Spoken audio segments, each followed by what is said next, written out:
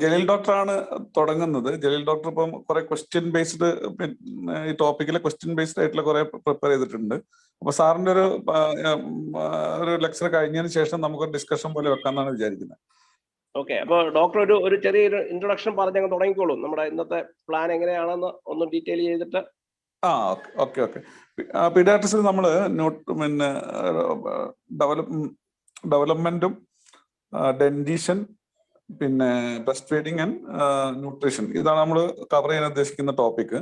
Jaleel doctor അതിന്റെ common ആയിട്ട് ഇതുവരെ ചോദിച്ചിട്ടുള്ള ക്വസ്റ്റ്യൻസ് വെച്ച് പ്രിപ്പയർ ചെയ്തൊരു പവർ പോയിന്റ് പ്രസന്റ് ചെയ്യും. സാറ് അതിന്റെ ഡീറ്റെയിൽസ് ഒക്കെ പറയും.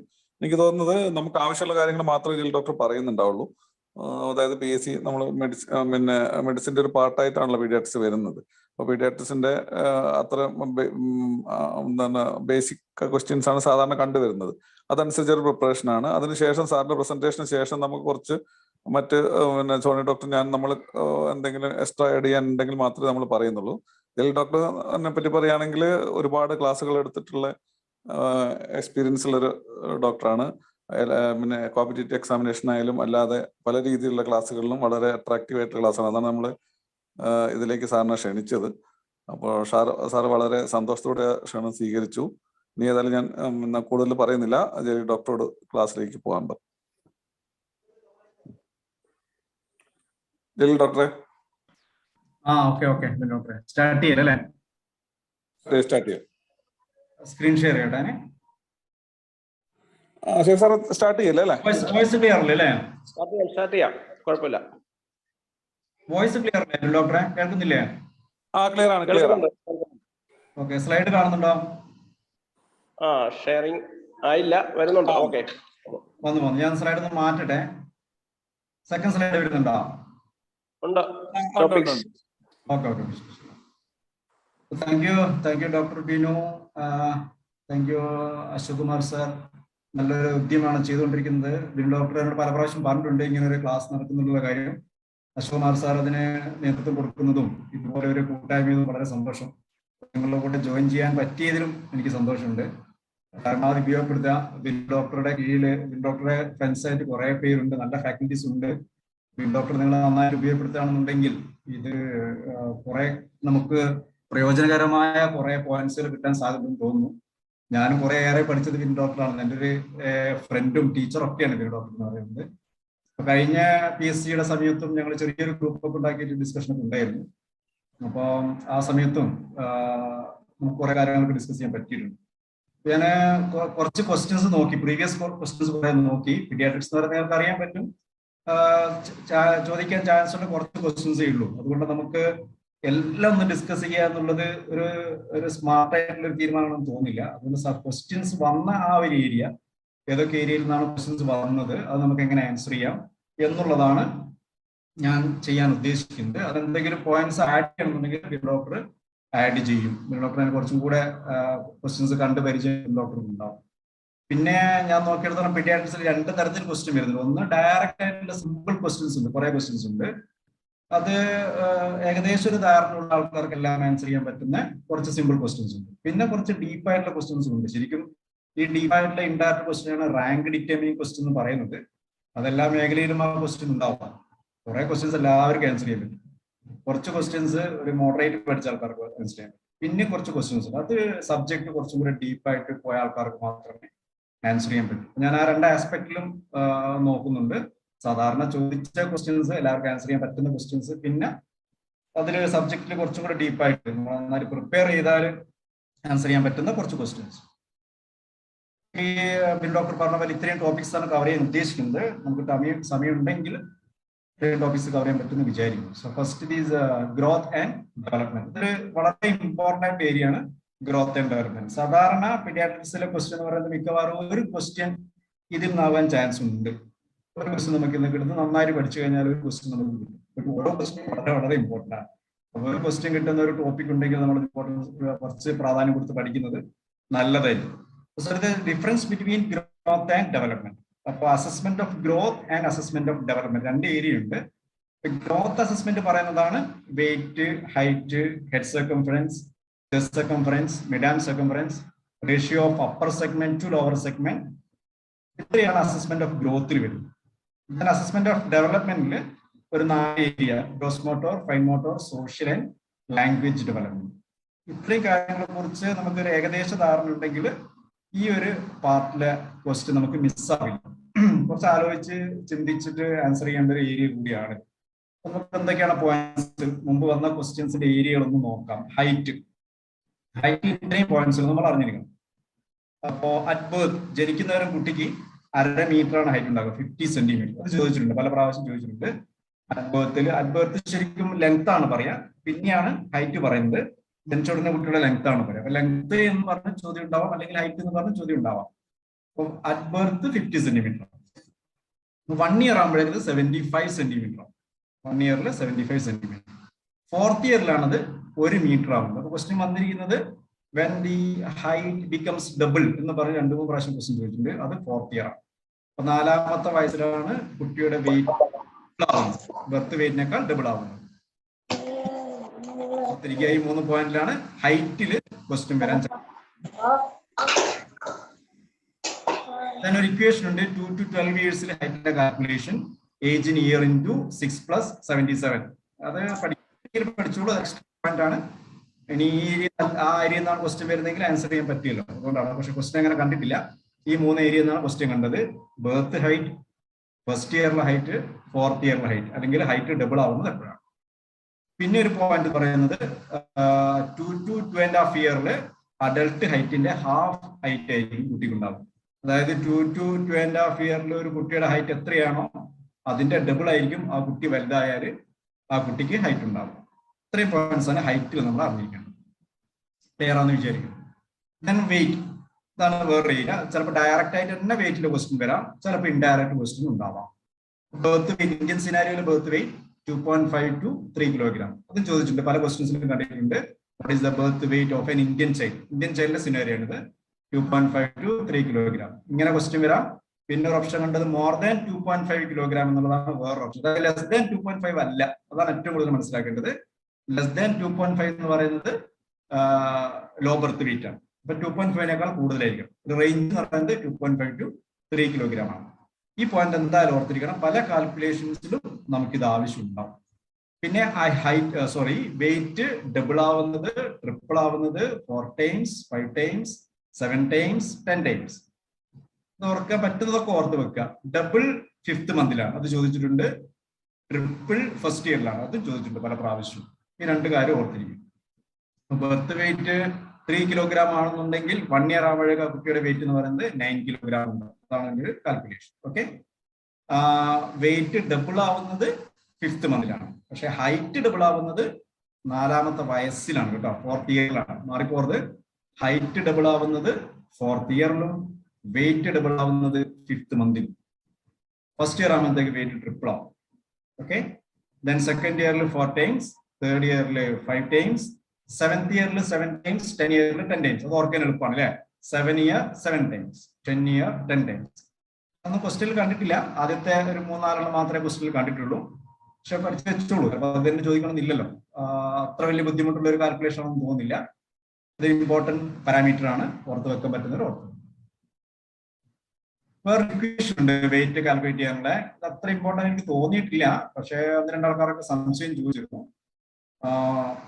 First 4 months, next 4 months, next 4 monthsലെ വെയിറ്റ് കാൽക്കുലേഷന്റെ ഇക്വേഷൻ കൺഫ്യൂസിംഗ് ആണ്, പറ്റുമെങ്കിൽ ഓർത്ത് വെച്ചോളൂ. ഫസ്റ്റ് 4 monthsലെ വെയിറ്റ് കാൽക്കുലേഷൻ അല്ല, സെക്കൻഡ് 4 monthsൽ ആ കാൽക്കുലേഷൻ അല്ല, next 4 months. First 4 months birth weight plus age in month into 0.8 ആണ്. പിന്നെ വരുന്നത് 0.7 ആണ്. പിന്നെ വരുന്നത് 0.6 ആണ്. വലിയ സിഗ്നിഫിക്കൻസ് ഇല്ല, ഓർക്കാൻ പറ്റിയെങ്കിൽ ഓർത്തോളൂ.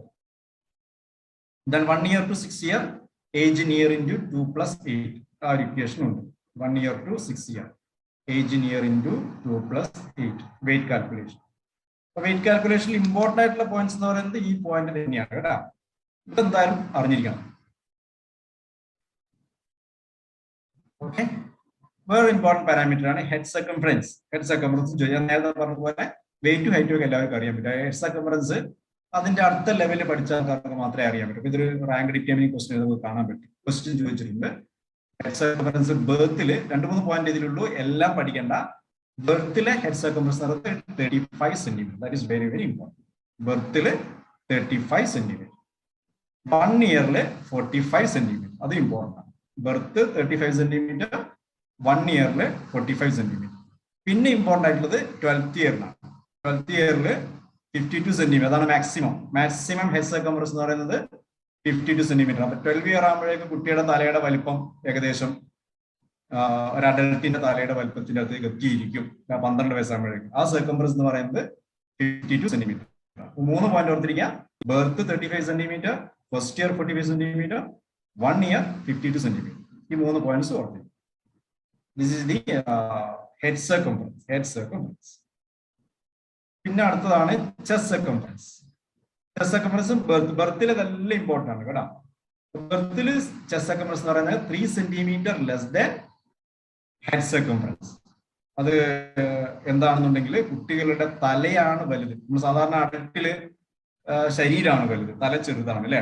വലിയ ആൾക്കാരിൽ അങ്ങനല്ലേ, വലിയ ശരീരവും ചെറിയ തലയല്ലേ. പക്ഷെ ജനിക്കുന്ന കുട്ടിയുടെ നേരെ തിരിച്ചാ, കുട്ടിക്ക് വലിയ തലയും ചെറിയ ശരീരവും. അപ്പൊ ജനിക്കുമ്പോ തന്നെ തലയുടെ ഹെഡ് സർക്കംഫറൻസ് എത്ര ഉണ്ടാവും?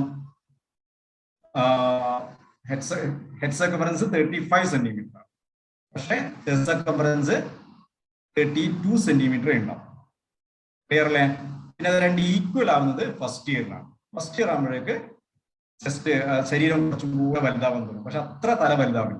അപ്പൊ 1 ഇയർ ആകുമ്പോഴേക്ക് രണ്ടും സെയിം ആവും. ഹെഡ് സർക്കംഫറൻസും ചെസ്റ്റ് സർക്കംഫറൻസും സെയിം ആവുന്നത് 1 ഇയറിലാണ്. അത് 45 സെന്റിമീറ്റർ ആണ്. നേരത്തെ നമ്മൾ പറഞ്ഞു കഴിഞ്ഞു അല്ലെ. ഹെഡ് സർക്കംഫറൻസ് 1 ഇയറിൽ 45 സെന്റിമീറ്റർ ആണെന്ന് പറഞ്ഞു. 1 ഇയറിലെ ചെസ്റ്റ് സർക്കംഫറൻസും 45 സെന്റിമീറ്റർ ആണ്. 1 ഇയർ കഴിഞ്ഞാൽ പിന്നെ ചെസ്റ്റ് സർക്കംഫറൻസ് കൂടി വരും. അത് എത്രയാണ് എന്നൊന്നും മെഷർ ചെയ്യേണ്ട കാര്യമില്ല. കൂടുതലായിരിക്കും, ഹെഡിനേക്കാൾ കൂടുതലായിരിക്കും ചെസ്റ്റ്. അപ്പൊ ഓർത്തിരിക്കേണ്ട പോയിന്റ് 1, കുട്ടി ജനിക്കുമ്പോൾ തല വലുതായിരിക്കും, ശരീരം ചെറുതായിരിക്കും.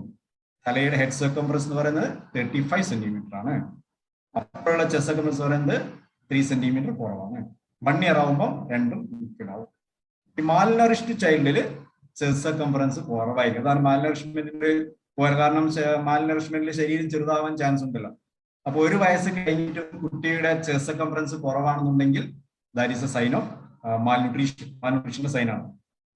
1 വയസ്സ് കഴിയുമ്പോഴേക്ക് ചെസ്റ്റ് സർക്കംഫറൻസ് ഹെഡ് സർക്കംഫറൻസിനേക്കാൾ കൂടുതലാവണം. ഏറാന്ന് വിചാരിക്കും. അപ്പൊ എന്തൊക്കെയാണ് full term newborn baby എന്ന് പറയുന്നത്? എന്തൊക്കെ പോയിന്റ്സ് ആണ്? ഇന്ത്യൻ സിനാരിയോയില് വെയിറ്റ് എന്ന് പറയുന്നത് 2.5 to 3 കിലോഗ്രാം. ലെങ്ത് എന്ന് പറയുന്നത് 1/2 മീറ്റർ, 50 സെന്റിമീറ്റർ. ഹെഡ് സർക്കംഫറൻസ് 34 അല്ല 35 ആണ്, 35 centimetre. Okay. Initial weight loss up to 10% by 1 week, regains birth weight by 2 weeks. അതൊരു പോയിന്റ് ആണ്. ഇനീഷ്യൽ വെയിറ്റ് ലോസ് ഉണ്ടാവും 1 വീക്കിൽ. എത്ര? 10%. ആ ബർത്ത് വെയിറ്റ് റീഗെയിൻ ചെയ്യുന്നത് 2 weeks ആകുമ്പോഴേക്ക് ബർത്ത് വെയിറ്റ് റീഗെയിൻ ചെയ്യും. ഓക്കെ. ഇനി വേറൊരു പാരാമീറ്റർ ആണ് മിഡാം സർക്കംഫറൻസ്. മിഡാം സർക്കംഫറൻസും ക്വസ്റ്റ്യൻ ചോദിച്ചിട്ടുണ്ട്. പീഡിയാട്രിക്സിലെ ക്വസ്റ്റ്യൻ ആവാം, പിന്നെ കമ്മ്യൂണിറ്റി മെഡിസിനിലും ഈ ന്യൂട്രീഷൻ അസസ്മെന്റ് എന്ന് പറയുന്ന ടോപ്പിക് ഉണ്ട്. അപ്പൊ അവിടെയും മിഡാം സർക്കംഫറൻസ് ഒക്കെ വരുന്നുണ്ട്. ക്വസ്റ്റ്യൻസ് കുറെ ഇങ്ങനെ മിക്സ് ചെയ്ത് വരും കേട്ടോ. അപ്പൊ നിങ്ങൾ പീഡിയാട്രിക്സ് നിന്ന് 3 ക്വസ്റ്റ്യൻ 4 ക്വസ്റ്റ്യൻ ഒക്കെ വിചാരിക്കുകയാണെന്നുണ്ടെങ്കിൽ ചിലപ്പോൾ അതിൽ കൂടുതൽ ക്വസ്റ്റ്യൻ വരും. കാരണം ന്യൂട്രീഷൻ കുറെ പീഡിയാട്രിക്സിൽ വരാൻ ചാൻസ് ഉണ്ട്. അതുപോലെ ഇതുപോലെ ഈ പാരാമീറ്റേഴ്സ് ഇതൊക്കെ കമ്മ്യൂണിറ്റി മെഡിസിനും വരുന്നുണ്ട്, പീഡിയാട്രിക്സിനും വരുന്നുണ്ട്. അപ്പൊ ഇപ്പൊ ഈ ഏരിയ ക്ലിയർ ആവാന്നുണ്ടെങ്കിൽ 2 ഏരിയയിൽ നിങ്ങൾക്ക് ക്വസ്റ്റ്യൻ കിട്ടും. പിന്നെ ഏറ്റവും ഇമ്പോർട്ടൻ്റ് മിഡാം സർക്കംഫറൻസ്. ഇത് ചോദിച്ചിരിക്കുന്നത് it is N age independent criteria. നേരത്തെ ഒക്കെ നമ്മള് ഹൈറ്റും വെയിറ്റും ഒക്കെ പറയുന്നത് എന്ത് വെച്ചിട്ടാണ്? ഏജ് വെച്ചിട്ടാണ് അല്ലെ.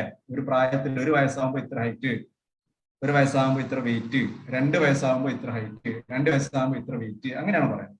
പക്ഷെ ഇതിന്റെ പ്രത്യേകത ഇത് ഏജ് ഇൻഡിപെൻഡന്റ് ക്രൈറ്റീരിയ. അപ്പൊ ഏജ് അനുസരിച്ചിട്ട് മാറുന്ന ഒരു സംഭവമല്ല മിഡാം സർക്കംഫറൻസ് എന്ന് പറയുന്നത്. അപ്പൊ അതാണ് അതിന്റെ ഏറ്റവും ഇമ്പോർട്ടന്റ് ആയിട്ടുള്ള ഒരു പോയിന്റ്. അപ്പൊ ഓപ്ഷൻ ആയിട്ട് ചോദിക്കാം which one of the following is A age independent criteria എന്നൊക്കെ പറഞ്ഞ ക്വസ്റ്റ്യൻ ചോദിച്ചു. അപ്പൊ ആൻസർ അതിന്റെ മിഡാം സർക്കംഫറൻസ് ആണ്. അതിൽ അടുത്ത point significant only in 1 to 5 year. അത് ഇമ്പോർട്ടന്റ് ആണ്. 1 വയസ്സിന് താഴെ ഇതിന് സിഗ്നിഫിക്കൻസ് ഇല്ല, 5 വയസ്സിന് ശേഷവും ഇതിന് സിഗ്നിഫിക്കൻസ് ഇല്ല. It is constant. എപ്പോഴാണ് കോൺസ്റ്റന്റ് ആവുന്നത്? 1 to 5 ഇയറിൽ. 1 വയസ്സ് മുതൽ 5 വയസ്സ് വരെയുള്ള എല്ലാ കുട്ടികളുടെയും മിഡാം സർക്കംഫറൻസ് എന്ന് പറയുന്നത് മോർ ദാൻ 13.5 സെന്റിമീറ്റർ ആണ്. അതിന്റെ ഒരു വലിയ അളവ് പറയുന്നില്ല, ഏറ്റവും ചുരുങ്ങിയത് 13.5 സെന്റിമീറ്റർ ഉണ്ടാവണം. അപ്പൊ 13.5 സെന്റിമീറ്റർ ഇല്ല എങ്കിൽ, അതിലും കുറവാണെന്നുണ്ടെങ്കിൽ മാൽന്യൂട്രീഷൻ ആണ്. അപ്പൊ നമുക്ക് ഏജ് വെച്ചിട്ടല്ല നോക്കുക, ഒറ്റയടിക്ക് തന്നെ മിഡാം സർക്കംഫറൻസ് വെച്ച് നോക്കി കുട്ടിക്ക് മാൽ ന്യൂട്രീഷൻ ഉണ്ടോ ഇല്ലയോ എന്ന് പെട്ടെന്ന് കണ്ടുപിടിക്കാൻ പറ്റുന്ന ഒരു ക്രൈറ്റീരിയ ആണ് ഈ മിഡാം. സാധാരണ ഇത് വലിയൊരു അങ്ങനെയൊക്കെ ചോദിക്കാം, കമ്മ്യൂണിറ്റി മെഡിസിനെ ചോദിക്കാം, വലിയൊരു കമ്മ്യൂണിറ്റി ഉണ്ടെന്ന് കരുതുക, ഒരു ക്യാമ്പ് നടത്തും, മെഡിക്കൽ ക്യാമ്പ് നടത്തും. ആ മെഡിക്കൽ ക്യാമ്പിൽ 200-300 കുട്ടികളുണ്ട്. ആ 300 കുട്ടികളുടെ ന്യൂട്രീഷൻ അസസ്മെന്റ് നമുക്ക് പെട്ടെന്ന് ചെയ്യാൻ വിചാരിക്കും. അപ്പൊ നിങ്ങൾ എന്ത് ചെയ്യും എന്ന് ക്വസ്റ്റ്യൻ വെച്ചാൽ എന്താ ചെയ്യുക? മിഡാം സർക്കംഫറൻസ് ആണ് ചെയ്യുക. അത് 1 മുതൽ 5 വയസ്സ് വരെയുള്ള കുട്ടികളാണെന്നുണ്ടെങ്കിൽ, കാരണം ഈ 300 കുട്ടികളുടെയും ഹൈറ്റും വെയിറ്റും നോക്കുക എന്ന് പറയുന്നത് കുറെ സമയമുണ്ട്. അത് അതിന്റെ ഏജ് വെച്ചിട്ട് കാൽക്കുലേറ്റ് ചെയ്തിട്ട് നോർമൽ ആണോ ഇല്ലയോ എന്നൊക്കെ നോക്കേണ്ടി വരും. ഇത് അതിന്റെ ആവശ്യമില്ല. 1 മുതൽ 5 വയസ്സ് വരെയുള്ള കുട്ടികളെ നിരത്തി നിർത്തിയിട്ട് എല്ലാ കുട്ടികളുടെയും മിഡാം സർക്കംഫറൻസ് എടുത്ത് നോക്കുക. 13.5 കൂടുതലുണ്ടോ? ഓക്കെ. 13.5 കുറവാണോ? അതിനെ വീണ്ടും അസസ് ചെയ്യും. So this is the age independent criteria. Normal value it should be more than 13.5 centimetre. 12.5 to 13.5 ആണെന്നുണ്ടെങ്കിൽ മൈൽഡ് മാൽന്യൂട്രീഷൻ ആണ്.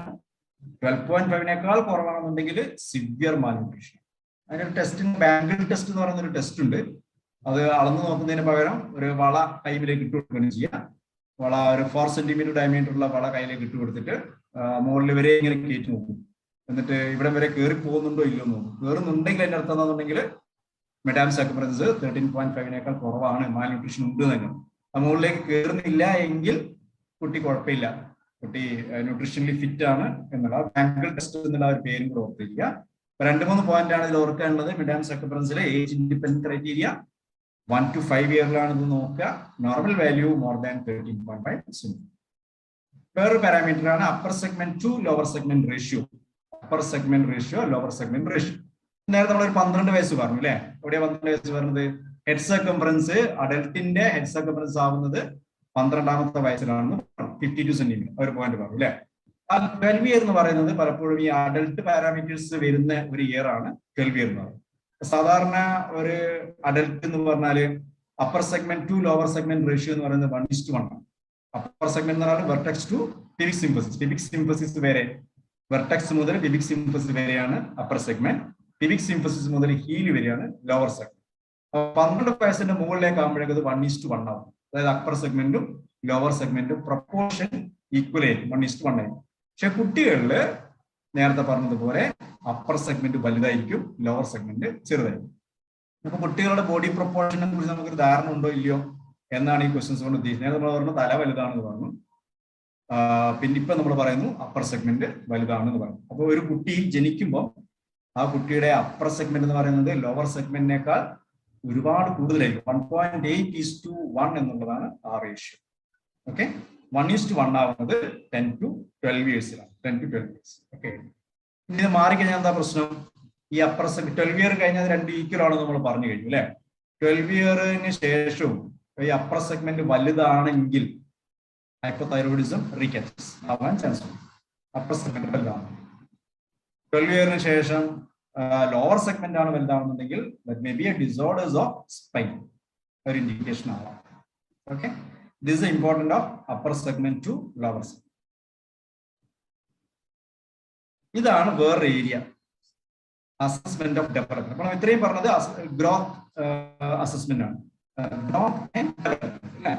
Growth assessment and development assessment. Growth അസസ്മെന്റിൽ height, weight, head circumference, chest circumference, mid arm circumference, upper segment to lower segment ratio ഒക്കെയാണ് growth assessment.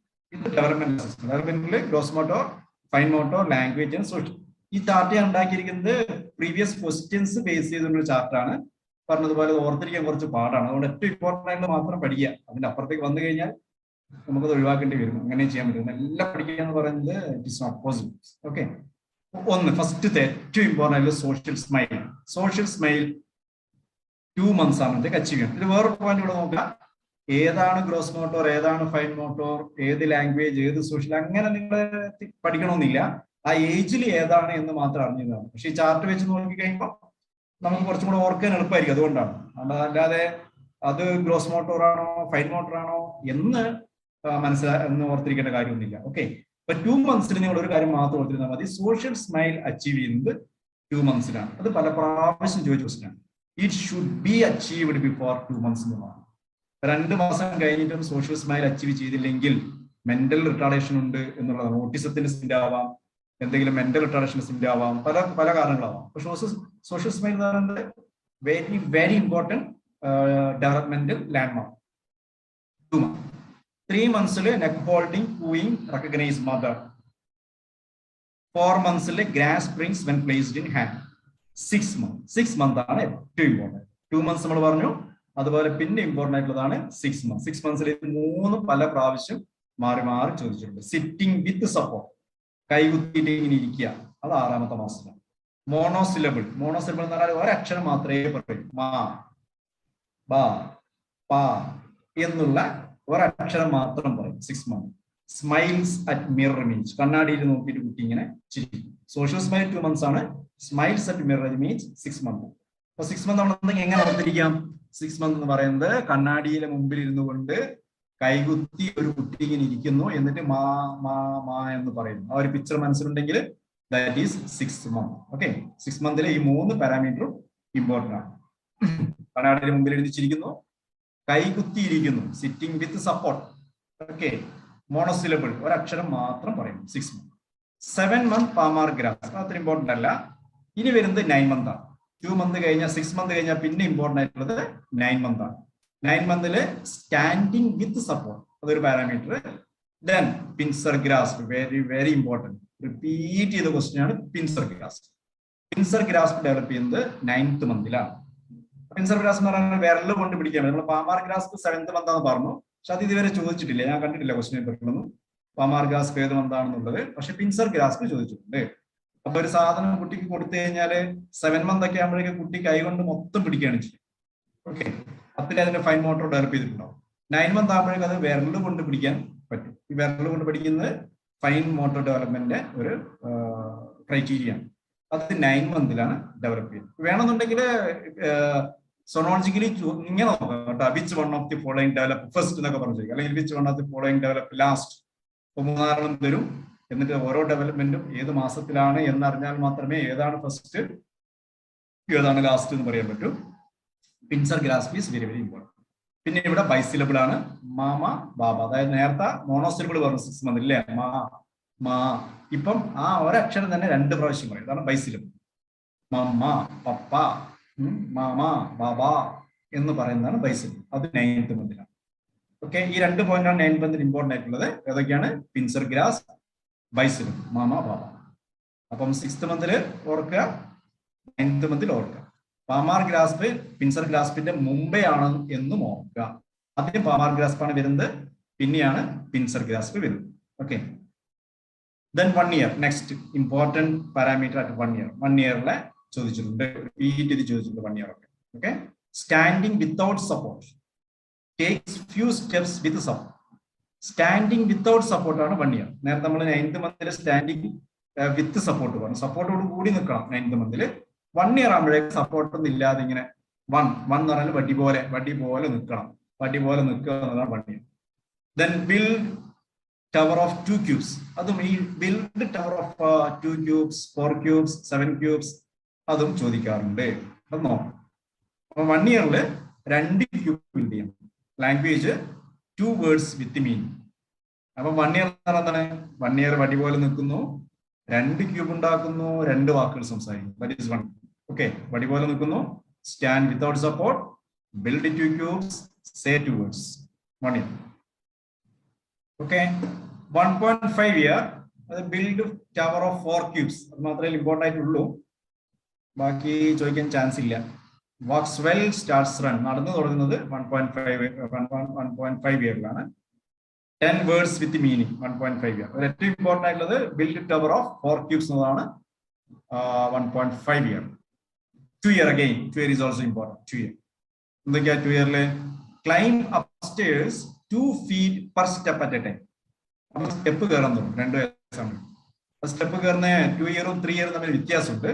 2 year step കയറി എങ്ങനെയാണെന്നുണ്ടെങ്കിൽ വലത്തേക്കാൽ സ്റ്റെപ്പിലേക്ക് വെക്കുന്നു, പിന്നെ അതേ സ്റ്റെപ്പിലേക്ക് തന്നെ ഇടത്തേക്കാൽ വെക്കുന്നു.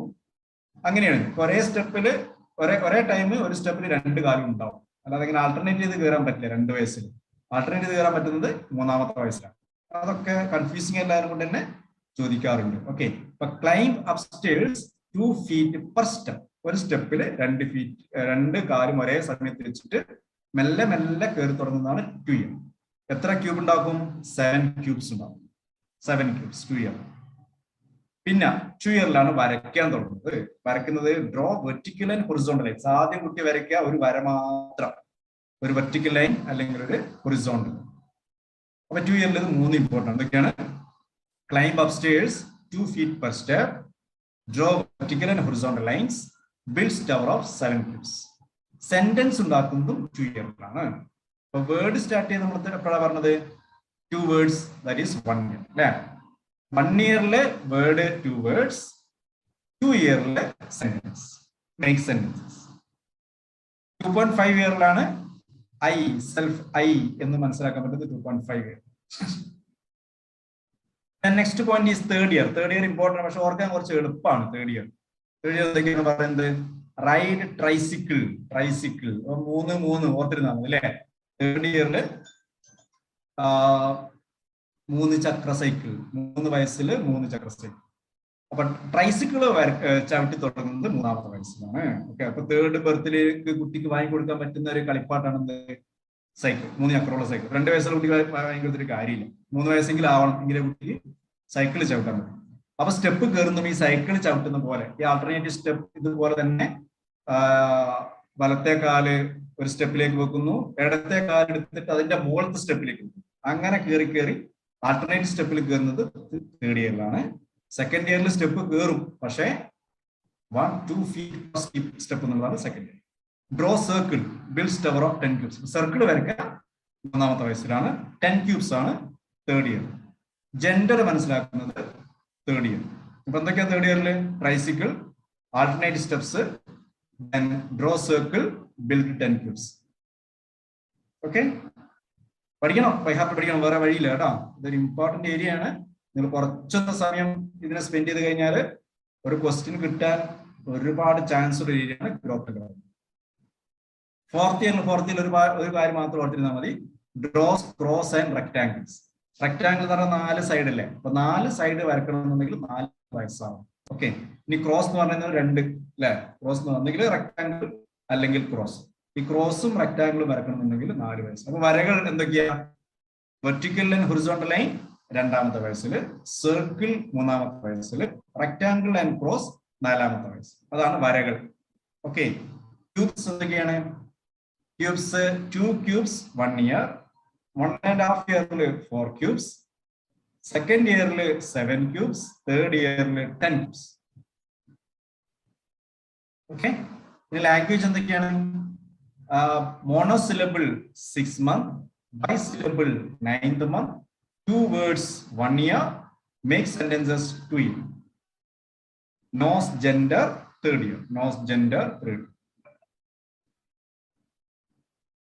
ഓക്കെ, ഇനി ഇരിക്കുന്നു നിൽക്കുന്നവർക്ക് എങ്ങനെയാണ്? 6th month നമ്മൾ പറഞ്ഞു കഴിഞ്ഞു. സിറ്റിംഗ് വിത്ത് സപ്പോർട്ടാണ് 6th month. Sitting with support. 1 year ആകുമ്പോഴേക്ക് സ്റ്റാൻഡിങ് വിത്തൗട്ട് സപ്പോർട്ടാണ് 1 year. 2 ഇയറില് സ്റ്റെപ്പ് കയറാൻ തുടങ്ങും. 3 ഇയറില് ആൾട്ടർനേറ്റ് സ്റ്റെപ്പ് കൊണ്ട് സ്റ്റെപ്പ് കയറാൻ. Okay, clear? ഇനിയിപ്പോ എന്ത് ക്വസ്റ്റ്യൻ എന്നാണ് എഴുതാൻ പറ്റുമെന്ന് വിചാരിക്കുന്നു. Growth and development. ഒരു 3 ഇൻഡയറക്റ്റ് ക്വസ്റ്റ്യൻ മുമ്പ് ചോദിച്ച ക്വസ്റ്റ്യൻ ആണ്. ഇതൊക്കെ ഡയറക്റ്റ് ക്വസ്റ്റ്യൻ ചോദിച്ചു കഴിഞ്ഞാൽ നമുക്ക് എഴുതാൻ പറ്റും അല്ലെ? ചിലപ്പം തിരിച്ചു മറിച്ചൊക്കെ ചോദിക്കും കേട്ടോ. ഇതിന്റെ ഉള്ളിൽ തന്നെ ക്വസ്റ്റ്യൻ വരും. ഒരു എക്സാമ്പിൾ നോക്കി നിങ്ങൾ. Increase in height in first year by.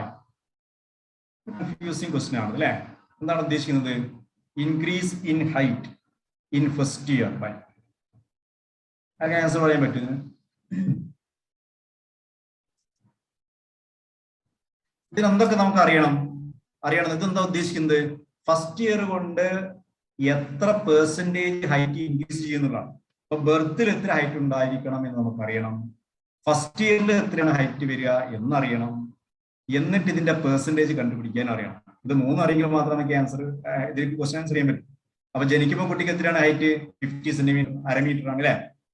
1ാമത്തെ വയസ്സിൽ 75 സെന്റിമീറ്റർ ആണ്. അപ്പൊ അതിന്റെ ഡിഫറൻസ് എത്രയാണ്? 25 സെന്റിമീറ്റർ ആണ്. ഓക്കെ, അപ്പൊ ഈ 25 എന്ന് പറയുന്നത് 50ന്റെ എത്ര പെർസെന്റേജ് ആണ്? ജനിക്കുമ്പോൾ ഉള്ളത് 50 അല്ലേ? അപ്പൊ ഒരു വയസ്സാകുമ്പോഴേക്ക് 25 കൂടിയില്ലേ? അപ്പൊ ഈ കൂടിയതാകെ 25 സെന്റിമീറ്റർ. Very good, 50%. അപ്പൊ അതിന്റെ ആൻസർ 50% ആണ്. അപ്പൊ ഇത്രയും പോയിന്റ്സ് അറിയെങ്കിൽ മാത്രമേ നമുക്ക് ആൻസർ ചെയ്യാൻ പറ്റും. ഇങ്ങനെയും ചോദിക്കാം, ഡയറക്റ്റ് ആയിട്ട് ക്വസ്റ്റ്യൻ ചോദിക്കണമെന്നില്ല. അപ്പൊ നമുക്കൊന്ന് ആലോചിച്ച് ചിന്തിക്കേണ്ടി വരും. ബർത്ത് ഹൈറ്റ് എത്രയായിരുന്നു, ഫസ്റ്റ് ഇയർ ആകുമ്പോഴേക്ക് എത്ര ഹൈറ്റ് വന്നു, ആ ഡിഫറൻസ് എത്രയാണ്, ആ ഡിഫറൻസ് ബർത്ത് ഹൈറ്റിന്റെ എത്ര പെർസെന്റേജ് ആണ്. Weight gain in the second year of life is അടുത്തൊരു question. Weight gain in the second year of life is ഇവിടെയും ഡയറക്റ്റ് ആയിട്ട് ക്വസ്റ്റ്യൻ ചോദിക്കുകയല്ല ചെയ്യുന്നത് അല്ലെ. Weight gain in the second year of life. അപ്പൊ നമുക്ക് എന്തൊക്കെ അറിയണം? സെക്കൻഡ് ഇയർ, അതായത് ഒരു രണ്ടാമത്തെ വർഷം ഉദ്ദേശിക്കുന്നത് ശരിക്കും 1 വയസ്സ് മുതൽ 2 വയസ്സ് വരെ എന്നുള്ളതാണ്. അപ്പൊ 1 വയസ്സിൽ സാധാരണ വെയിറ്റ് എന്ന് പറയുന്നത് ബർത്ത് വെയിറ്റ്, ഇങ്ങനത്തെ കാൽക്കുലേഷനിലൊക്കെ ബർത്ത് വെയിറ്റ് 3 എന്നെടുക്കുന്നതാണ് നല്ലത് കേട്ടോ. തന്നിട്ടില്ല എങ്കിൽ ബർത്ത് വെയിറ്റ് 3 എന്നെടുക്കണം. അപ്പൊ ബർത്ത് വെയിറ്റ് 3 ആണെന്നുണ്ടെങ്കിൽ 1 ഇയർ ആകുമ്പോഴേക്ക് വെയിറ്റ് എത്ര വരും? 9 കിലോഗ്രാം ആയിരിക്കും അല്ലെ. 2 ഇയർ ആകുമ്പോഴേക്ക് വരും 12 കിലോഗ്രാം. അപ്പൊ നമുക്ക് 1 ഇയർ 9 കിലോഗ്രാം ആണ്, 2 ഇയർ 12 കിലോഗ്രാം. 2 ഇയർ ആകുമ്പോഴേക്ക് 4 ടൈംസ് 12 കിലോഗ്രാം. അപ്പൊ അതിന്റെ ഡിഫറൻസ് എത്രയാണ്? 12 - 9 3. അപ്പൊ ഇതിന്റെ ആൻസർ എത്രയാണ്? ബി ആണ്, 3 കിലോഗ്രാം എന്നുള്ളതാണ് ആൻസർ കേട്ടോ. അപ്പൊ വെയിറ്റ് ഗെയിൻ, അതുപോലെ ഇൻക്രീസ് ഇൻ ഹൈറ്റ് പെർസെന്റേജ് അങ്ങനെയൊക്കെ ചോദിക്കും. A normal healthy child has height of 100 centimeter and weighs 16 kilogram. What is his most likely age? ചോദിക്കാം. നേരെ തിരിച്ച് അങ്ങോട്ടേക്ക് ചോദിക്കും.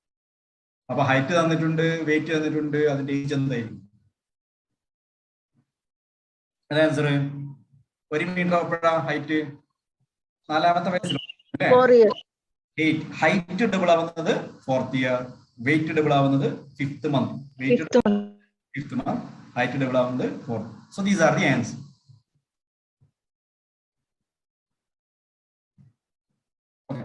ക്വസ്റ്റ്യൻസ് ഞാൻ ഡിസ്കസ് ചെയ്യുന്നില്ല, ജസ്റ്റ് ആയിട്ട് മോഡൽ പറഞ്ഞതേ ഉള്ളൂ. ഇനി നമ്മൾ ടോപ്പിക്സ് മാത്രമേ ഡിസ്കസ് ചെയ്യുന്നുള്ളൂ കേട്ടോ. ക്വസ്റ്റ്യൻ ഡിസ്കസ് കഴിഞ്ഞാൽ തീരില്ല. ഈ പോയിന്റ്സ് കൊടുത്തിരിക്കുക. ബർത്ത് ഹിസ്റ്ററിയിൽ term, pre term, post term. Term means 37 to 41 weeks. അതിനാണ് ടേം എന്ന് പറയാം. 37 to 41 weeks. Less than 37 pre term, more than 41 post term. Birth weight should be more than 2.5 kilogram. Indian scenario. Okay. More than 2.5. Range 2.5 to 3. Abal less than 2.5. Less than 2.5 ആണ് low birth weight baby എന്ന് പറയും. വേറെ terminology ഉണ്ട്, very low birth weight baby. അത് 1.5 ആണ്. മാറിപ്പോലെ very low birth weight ആണെന്നുണ്ടെങ്കിൽ less than 1.5 kilogram or 1500 gram. Normal newborn നമ്മൾ പറഞ്ഞു കഴിഞ്ഞു അല്ലേ. Term, weight, height, head circumference, chest circumference. Okay. Normal newborn meconium. Meconium should be passed within 24 hours. Meconium is the first stool. Urine within 48 hours ആണ് correct answer കേട്ടോ. ഇനിയിപ്പോ 24 ആണ് option ഉള്ളെങ്കിൽ 24ഉം നിങ്ങൾക്ക് എഴുതാം. ടെക്സ്റ്റ് ബുക്കില് 2 രീതിയിലും പറയുന്നുണ്ട്. Meconium and urine should be passed within 24 അവർ എന്നാണ് ചില ടെക്സ്റ്റ് ബുക്കുകളിൽ പറയുന്നത്. പക്ഷേ യൂറിൻ 48 hours വരെ നോർമൽ തന്നെയാണെന്നുള്ളതാണ് പല ടെക്സ്റ്റ് ബുക്കുകളിൽ ഉള്ളത്. ഓക്കെ. അപ്പൊ 24ഉം 48ഉം ഉണ്ടെങ്കിൽ ആൻസർ 48 ആണ്. 48 ഇല്ല എന്നുണ്ടെങ്കിൽ യൂറിന്റെ കേസിലാണ്. കാരണം എന്താ വെച്ചിട്ടുണ്ടെങ്കിൽ യൂറിൻ ചിലപ്പോൾ കുട്ടി വയറ്റിൽ തന്നെ മൂത്രമൊഴിച്ചിട്ട് പുറത്തേക്ക് വരും. അങ്ങനെയുണ്ട്. പ്രസവിക്കുന്നതിന് മുമ്പ് തന്നെ കുട്ടി മൂത്രമൊഴിക്കും. അത് നമുക്ക് അറിയില്ല, മൂത്രമൊഴിച്ചിട്ടുണ്ടോ ഇല്ലയോ എന്ന് അറിയില്ല. അപ്പൊ അങ്ങനെയാണെന്നുണ്ടെങ്കിൽ കുട്ടി ചിലപ്പം 24 മണിക്കൂർ കഴിഞ്ഞിട്ട് മൂത്രമൊഴിച്ചില്ലെങ്കിൽ നമുക്ക് അബ്നോർമൽ എന്ന് പറയാൻ പറ്റില്ല. 48 അവർ കഴിഞ്ഞിട്ട് മൂത്രമൊഴിച്ചില്ലെങ്കിലാണ് അബ്നോർമൽ എന്ന് പറയാൻ പറ്റും. കറക്റ്റ്, അതാണ് അതിന്റെ കറക്റ്റ് ഡെഫിനിഷൻ. പക്ഷെ ടെക്സ്റ്റ് ബുക്കിൽ meconium and urine should be passed within 24 അവർ എന്നുള്ള ആ ഒരു ഫാക്ടറും കൂടി ഉണ്ട്. ഓപ്ഷൻ അനുസരിച്ചിട്ട് നമുക്ക് ഇതൊക്കെ ആൻസർ ചെയ്യാം. Cry soon after delivery, breast feeding as early as possible. അത് ഇമ്പോർട്ടൻ്റ് ആണ് കേട്ടോ. ആസ് ഏർലി ആസ് പോസിബിൾ എന്നുള്ളതാണ്. അതിൽ അവർ കൊടുക്കുന്നതിൽ വലിയ കാര്യമില്ല. എത്രയും പെട്ടെന്ന് തുടങ്ങുക എന്നുള്ളതാണ്. പ്രസവിച്ചിട്ട് എത്ര പെട്ടെന്ന് ബ്രസ്റ്റ് ഫീഡിങ് സ്റ്റാർട്ട് ചെയ്യാൻ പറ്റുമോ അത്ര പെട്ടെന്ന് സ്റ്റാർട്ട് ചെയ്യാം. പ്രീടേം ബേബീസിന്റെ കുറച്ച് features. Which one of the following is feature of preterm baby? അങ്ങനെ ക്വസ്റ്റ്യൻ ഉണ്ട്. Slow ear recoil. Ear recoil വളരെ സ്ലോ ആയിരിക്കും പ്രീടേം ബേബിക്ക്. Breast nodule are not palpable. സാധാരണ ബ്രസ്റ്റ് നോഡ്യൂൾ ബോയ് ആയാലും ഗേൾ ആയാലും ബ്രസ്റ്റിന്റെ നോഡ്യൂൾ പാൽപ്പേറ്റ് ചെയ്യാൻ പറ്റും ടേം ബേബി. പ്രീടേം ആണെന്നുണ്ടെങ്കിൽ പാൽപ്പേറ്റ് ചെയ്യാൻ പറ്റില്ല. അതൊരു മാക്യൂൾ പോലെ ഒരു കളർ മാത്രമേ ഉണ്ടാവും, പാൽപ്പേറ്റ് ചെയ്യാൻ പറ്റും. Thin skin texture, scrotum empty without pigmentation. Male ആണെന്നുണ്ടെങ്കിൽ സ്ക്രോട്ടം എംറ്റി ആയിരിക്കും പ്രീടേമിൽ. ലാബിയ മൈനോറ എക്സ്പോസ്ഡ് ആയിരിക്കും ഫീമെയിൽ ആണെന്നുണ്ടെങ്കിൽ. ദെൻ ഒരു ലോങ്കോ ഹെയർ എന്ന് പറയുന്ന ഫീച്ചറും പ്രീടേം ബേബിയുടെ ഫീച്ചറും. So these are some features of preterm babies. Questions കണ്ടിട്ടുണ്ട് കേട്ടോ. Which one of the following is not a feature of preterm baby? Mental retardation. എന്താ IQ എന്ന് പറഞ്ഞാല് mental age divide by chronological age into 100. Mental age divided by chronological age into 100. Defined question ഒന്നും കണ്ടിട്ടില്ല. Mental age എങ്ങനെയാ calculate ചെയ്യുക എന്നൊന്നും ചോദിച്ചിട്ടില്ല. ഈ ഇക്വേഷൻ അറിഞ്ഞിരിക്കുക. ഇതില് IQ should be more than 85. More than 85 ആണെന്നുണ്ടെങ്കിൽ നോർമലാണ്. അതാണ് ക്വസ്റ്റ്യൻ കണ്ടത്. 70 to 85 ആണെന്നുണ്ടെങ്കിൽ border line, 50 to 70 mild MR, 35 to 50 moderate MR, 20 to 35 severe MR. അത്രയൊന്നും പോണ്ട. മോർ ദാൻ 85 മാത്രം നോക്കുക. ഇക്വേഷൻ പഠിച്ചു. So IQ should be more than 85. അതാണ് നോർമൽ എന്ന് പറയുന്നത്. 85 ആയിരുന്നു. 85% mental age divide by chronological age into 100.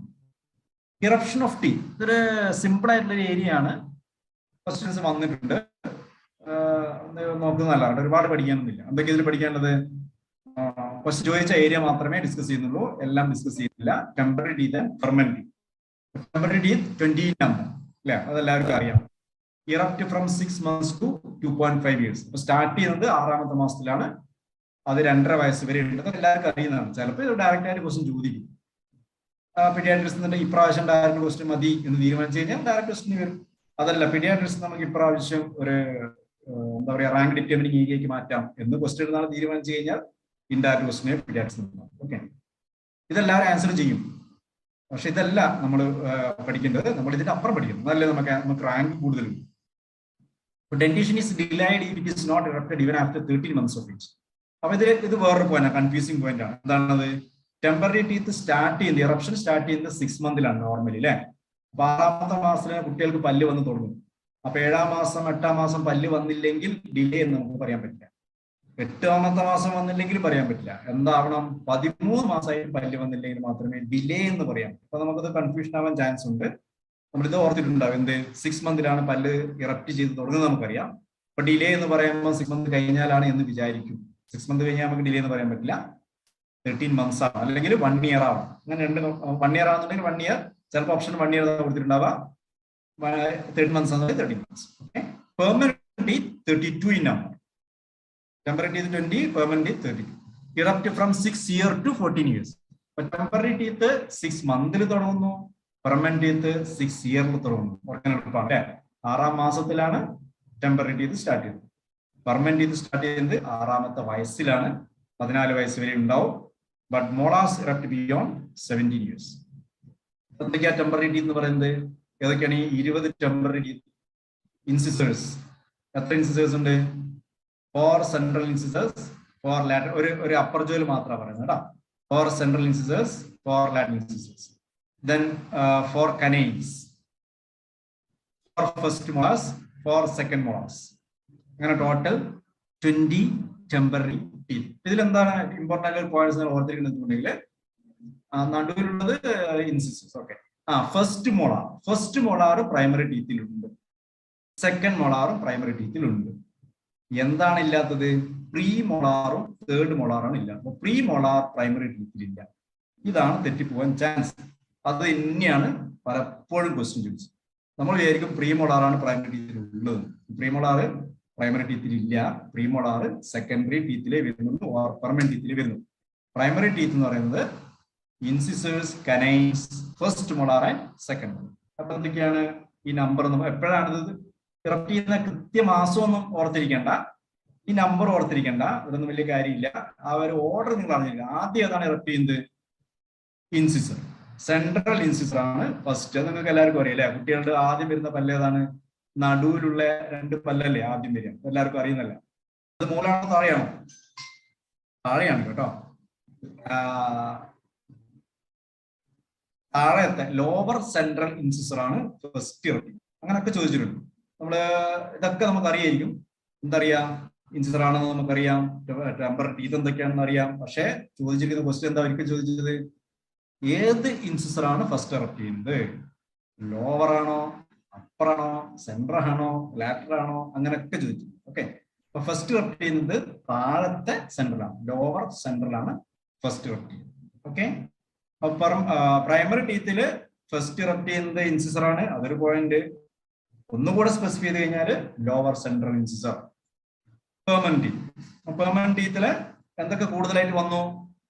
ആ ഇൻസിസർ, പ്രൈമറി ടീത്തിലെ incisor canine, then premolar, first premolar and second premolar. Okay, first premolar and second premolar കൂടി ആകുമ്പോഴേക്ക് 8 premolar additionally വന്നു. പിന്നെ third molar ഇത്രയാണ് additionally വരുന്നത് പെർമനന്റ്. അത് ഓർത്തിരിക്കാം. ഞാനത് യെല്ലോയിലും റെഡിലായിട്ട് കൊടുത്തിട്ടുണ്ട്. So 8 premolars and 4 third molars are the extra teeth in permanent. Clear അല്ലേ? ഓക്കെ, മാർക്ക് കൊടുക്കുക കേട്ടോ. അപ്പൊ പ്രൈമറി ടീത്തിൽ ഫസ്റ്റ് മോളാർ സെക്കൻഡ് മോളാർ ഉണ്ട്. പ്രൈമറി ടീത്തിൽ ഇല്ലാത്തത് പ്രീമോളാർ ആണ്. പ്രീമോളാർ 8 ഉണ്ട്. അത് 8 വരുന്നത് permanent teeth. Okay, this is a comparison. This is a canine, first molars and second molars in temporary teeth, incisors, canines. ഈ പെർമനന്റ് ടീത്തിന്റെ ഇറപ്ഷനും യെസ്, പെർമനന്റ് ടീത്തിന്റെ ഇറപ്ഷനും എല്ലാം ഒന്നും അറിഞ്ഞിരിക്കേണ്ട. പെർമനന്റ് ടീത്ത് ഫസ്റ്റ് വരുന്നതാണ്, ഫസ്റ്റ് മൊളാർ ആണ് പെർമനന്റ് ടീത്തിൽ വരുന്നത്, ഫസ്റ്റ് മൊളാർ. ഓക്കെ, ടെമ്പററി ടീത്തിൽ ഫസ്റ്റ് വരുന്നതാണ് സെൻട്രൽ ഇൻസിസർ ആണ്. അപ്പൊ ടെമ്പററി ടീത്തിൽ ഫസ്റ്റ് വരുന്നത്, ഫസ്റ്റ് ഇറപ്റ്റ് ചെയ്യുന്നത് ഇൻസിസർ ആണ്. പെർമനന്റ് ടീത്തിൽ ഫസ്റ്റ് ഇറപ്റ്റ് ചെയ്യുന്നത് ഫസ്റ്റ് മൊളാർ ആണ്. ലാസ്റ്റ് ഇറപ്റ്റ് ചെയ്യുന്നത് തേർഡ് മൊളാർ ആണ്. അപ്പൊ എല്ലാവർക്കും അറിയാലോ, തേർഡ് മൊളാർ കുറെ കഴിഞ്ഞിട്ട് വരുന്നൊരു ടീത്ത് ആയതുകൊണ്ട് അതാണ് ലാസ്റ്റ് ഇറപ്റ്റ് ചെയ്യുന്നത്. അപ്പൊ ഈ ഒരു പോയിന്റ്സും കൂടെ നിങ്ങൾ ഓർത്തിരിക്കുക. എന്തൊക്കെയാണ് പോയിന്റ്സുകൾ? Lower central incisor is first develop in primary dentition. Lower central incisor. Second molar is last develop in primary dentition. Primary ഡെന്റിഷനിൽ അവസാനം വരുന്നത് സെക്കൻഡ് മോളാർ. പെർമനന്റ് മോളാറിൽ ഫസ്റ്റ് വരുന്നത് ഫസ്റ്റ് മോളാർ, ലാസ്റ്റ് വരുന്നത് തേർഡ് മോളാർ. കുറച്ച് പോയിന്റ്സ് ഉള്ളൂ പഠിക്കാൻ, എളുപ്പമല്ല. അപ്പൊ ഇത്ര ഏരിയ ഉണ്ടെങ്കിൽ നിങ്ങൾക്ക് ഈ ഡെന്റിഷൻ എന്ത് ക്വസ്റ്റ്യൻ നിങ്ങൾക്ക് ആൻസർ ചെയ്യാം. Next is nutrition. ന്യൂട്രീഷനിൽ നമുക്ക് കുറച്ച് പോയിന്റ്സ് ഒന്ന് അറിഞ്ഞിരിക്കണം. Surveillance of physical growth can be done in weight for age, height for age, weight for height. ഇതൊരു നേരത്തെ പറഞ്ഞതുപോലെ ഒരു അഡീഷണൽ ആയിട്ട് നമുക്ക് കുറച്ചും കൂടെ അറിയുന്ന ആൾക്കാർക്ക് മാത്രം ആൻസർ ചെയ്യാൻ പറ്റുന്ന ഒരു ഏരിയ ആണ് ഇത്. കുറച്ച് പോയിന്റ്സേ ഉള്ളൂ. 3 കാര്യങ്ങൾ ഇതിൽ പറയുന്നത്: weight for age, height for age, weight for height. Confusion ആവണ്ട. എന്താ ഈ വെയിറ്റ് ഫോർ ഏജ് എന്ന് പറഞ്ഞാല് നമ്മൾ സാധാരണ ചെയ്യുന്നതാണ് വെയിറ്റ് ഫോർ ഏജ് അല്ലെ. ഒരു കുട്ടി ക്ലിനിക്കിലേക്ക് വന്നു കഴിഞ്ഞാൽ നമ്മൾ എന്താ നോക്കുക? വെയിറ്റ് അല്ലേ നോക്കുക. ഈ പ്രായത്തിൽ ഇത്ര വെയിറ്റ്, ഇത് സാധാരണ ചെയ്യുന്ന ഒരു സംഭവം. പിന്നെന്ത് നോക്കാം? ഹൈറ്റ് നോക്കാം. ഹൈറ്റ് ഫോർ ഏജ്, ഈ ഏജിൽ ഇത്ര ഹൈറ്റ്. അപ്പൊ ഏജ് വെച്ചിട്ട് വെയിറ്റും ഹൈറ്റും നോക്കുന്ന 2 പാരാമീറ്റർ ഉണ്ട്. അല്ലാത്തൊരു പാരാമീറ്റർ എന്ന് പറയുന്നത് ഹൈറ്റ് വെച്ചിട്ട് വെയിറ്റ് നോക്കുന്നു. വെയിറ്റ് ഫോർ ഹൈറ്റ് അത് ശരിക്കും ഒരു അഡൽട്ട് പാരാമീറ്റർ ആണ് അല്ലെ. വലിയൊരാള്, ഒരു 30 വയസ്സുള്ള ഒരാള്, 40 വയസ്സുള്ള ഒരാള് വരികയാണെന്ന് കരുതും.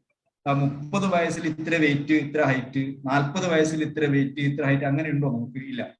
30 വയസ്സായാലും 40 വയസ്സായാലും ആളുടെ ഹൈറ്റ് എത്രയാണോ അതിനനുസരിച്ചുള്ള വെയിറ്റ് വേണം, അങ്ങനെയുള്ള നോക്കാം. അത് ശരിക്കും ഒരു അഡൽട്ട് പാരാമീറ്റർ ആണ് വെയിറ്റ് ഫോർ ഹൈറ്റ് എന്നുള്ളത്.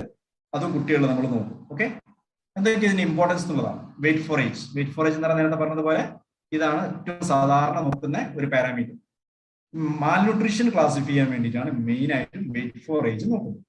Is the best single parameter to assess physical growth. It will decrease both in acute and chronic malnutrition.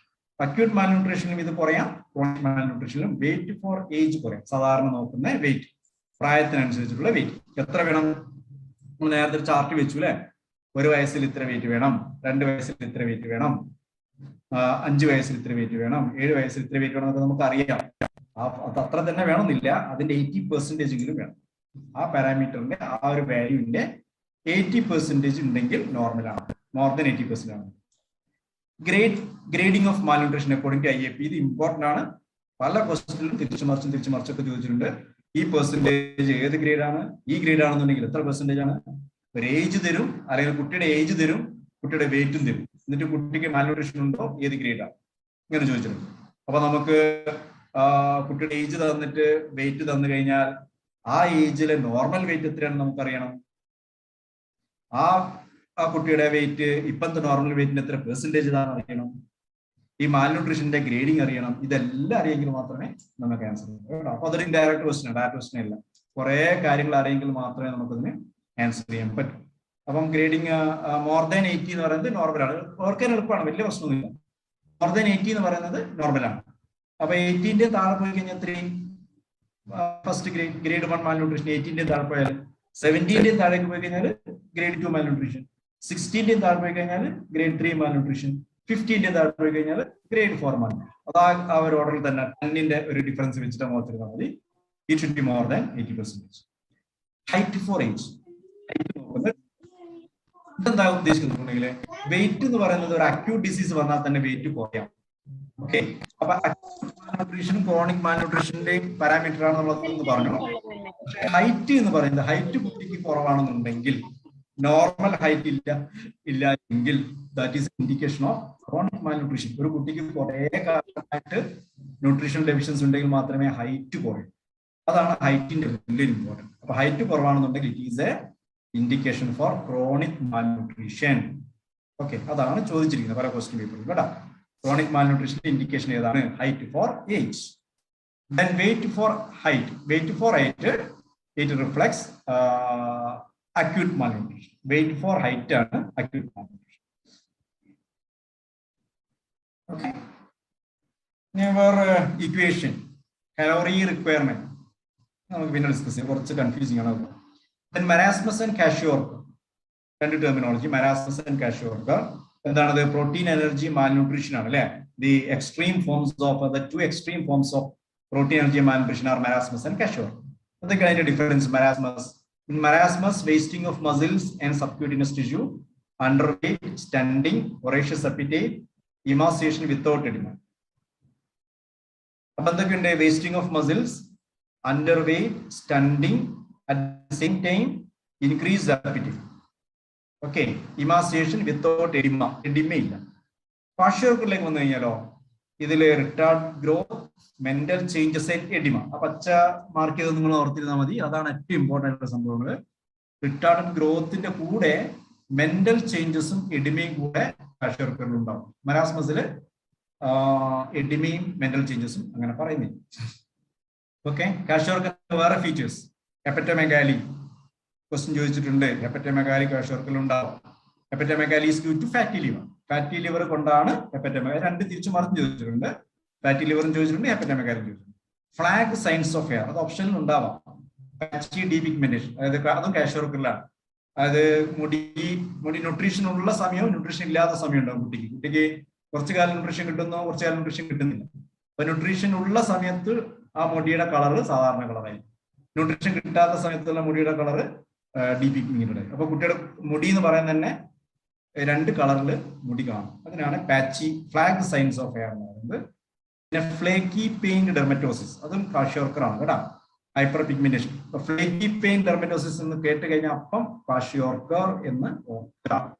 മെരാസ്മസും ക്വാഷിയോർക്കറും. മെരാസ്മസിലാണ് ഭയങ്കര സബ്ക്യൂട്ടേനിയസ് ഫാറ്റ് ഒക്കെ നഷ്ടപ്പെട്ടു പോകുന്നത് മെരാസ്മസിൽ. അപ്പം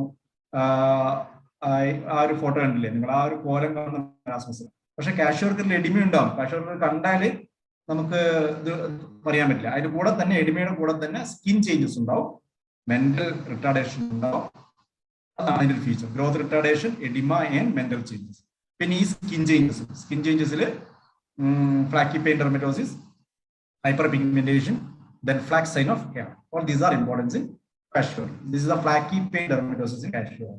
പെയിന്റ് പൊളിഞ്ഞതുപോലെയുള്ള ഒരു അപ്പിയറൻസ് ആണ് ഫ്ലാക്കി പെയിന്റ് ഡെർമറ്റോസിസ് എന്ന് പറയുന്നത്. ഇമ്പോർട്ടൻ്റ് ആണ് കേട്ടോ.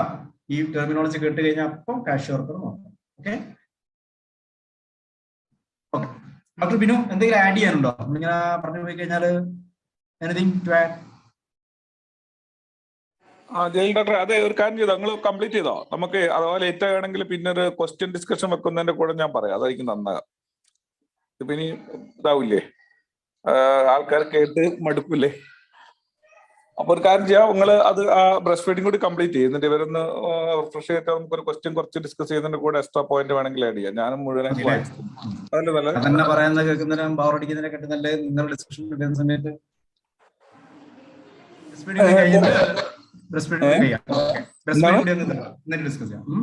ആയിക്കോട്ടെ ആയിക്കോട്ടെ.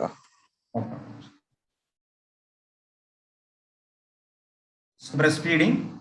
ബ്രസ്റ്റ് ഫീഡിംഗില് ചോദിച്ച questions. Exclusive breast feeding for 6 months, continued for 2 years. 6 months important ആണ്. എക്സ്ക്ലൂസീവ് ബ്രസ്റ്റ് ഫീഡിംഗ് എന്ന് പറയുന്നത് 6 months ആണ് അക്കോർഡിംഗ് ടു WHO. WHO ഇപ്പോഴും പറയുന്നത് exclusive breast feeding for 6 months ആണ്. ചോദിച്ചിട്ടുണ്ട്. ഈ എക്സ്ക്ലൂസീവ് എന്ന് പറഞ്ഞാൽ no other food even water. അതാണ് ശരിക്കും അതിന്റെ ഡെഫിനിഷൻ. മെഡിസിൻ അല്ലാത്ത വേറെ ഒന്നും കൊടുക്കാൻ പാടില്ല, ഈവൻ വാട്ടർ അങ്ങനെയൊക്കെ ചോദിച്ചിട്ടുണ്ട്. വെള്ളം കൊടുക്കാൻ പാടില്ലെന്ന് ചോദിക്കുന്നു. വെള്ളം കൊടുക്കാൻ പാടില്ല. 6 മാസം വരെ കുട്ടിക്ക് WHO പറയുന്നത് മുലപ്പാല് മാത്രം. അതാണ് എക്സ്ക്ലൂസീവ് ബ്രസ്റ്റ് ഫീഡിംഗ് എന്ന് പറയുന്നത്. 6 month ഇമ്പോർട്ടൻ്റ് ആണ്. എക്സ്ക്ലൂസീവ് എന്നുള്ള വാക്കിന്റെ ഡെഫിനിഷൻ ഇമ്പോർട്ടൻ്റ് ആണ്. Then production of breast milk depends on 2 hormones, prolactin and oxytocin. Milk production by prolactin, milk ejection by